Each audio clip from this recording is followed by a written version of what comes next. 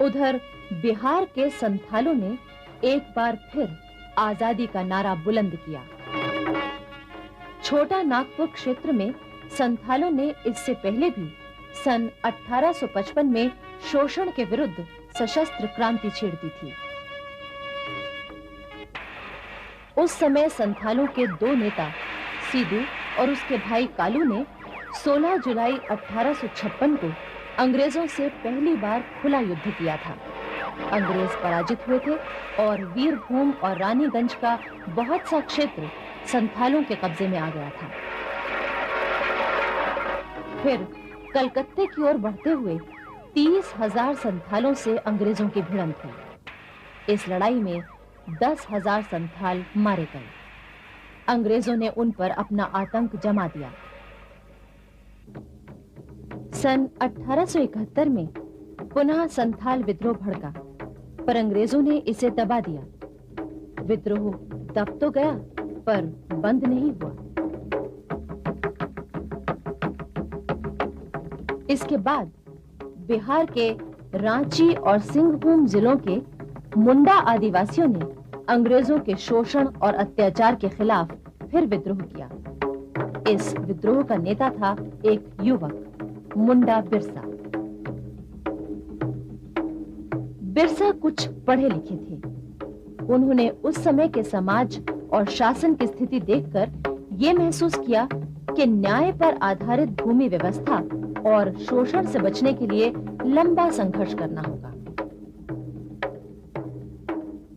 दूसरी ओर बिरसा ने आदिवासी समाज की जिस तरह सेवा की, उससे वो जल्दी ही लोकप्रिय हो गए। बिरसा ने जहां आदिवासियों में व्याप्त अंधविश्वासों को दूर किया, वहीं ईसाई मिशनरियों के फैलते प्रभाव को भी रोकने की कोशिश की। उन्होंने किसानों को शोषण के खिलाफ जगाया। आखिर मुंडा बिरसा की लोकप्रियता और शोषण विरोधी कार्यों को देखकर अंग्रेजों ने उन्हें गिरफ्तार करने की कोशिश की। इस पर मुंडा आदिवासियों ने जिहाद छेड़ दिया। फिर भी अंग्रेजों ने बिरसा को एक रात गिरफ्तार कर ही लिया। बिरसा को 2 साल की सजा देकर हजारीबाग जेल में रखा गया। जेल में वो हमेशा आदिवासियों के अधिकारों की रक्षा के लिए सोचते रहते। 2 साल बाद जब मुंडा बिरसा जेल से छूटे, तो उन्होंने चलखेद में एक सभा की। प्राचीन मुंडा राज्य के ऐतिहासिक स्थलों और मंदिरों के दर्शनों की योजना और राजनैतिक चेतना जागृत करने की कार्रवाई शुरू की। इस पर अंग्रेज फिर उन्हें पकड़ने के लिए आए, पर मुंडा बिरसा कहां हाथ आने वाले थे। वो आदिवासियों का संगठन कर उन्हें विद्रोह के लिए तैयार करने में जुट गए। उन्होंने अपनी गतिविधियों का केंद्र डुम्बरी में बनाया, जो चारों ओर से पहाड़ियों से घिरा है। होली के अवसर पर आयोजित सभा में ब्रिटिश सरकार और महारानी विक्टोरिया के पुतले जलाए गए। इसके साथ ही बड़े पैमाने पर विद्रोह की योजना बनाई गई। ब्रिटिश अधिकारियों को हटाकर बिरसा के नेतृत्व में नए राज्य की स्थापना की तैयारी शुरू हो गई। आखिर योजना के अनुसार सिंहभूम जिले के चक्रधरपुर, रांची के खूंटी, कर्रा, तोरपा, तसार और बलिया में विद्रोह भड़क उठा। अंग्रेज सेना तुरंत विद्रोहियों को दबाने के लिए सक्रिय हो उठी।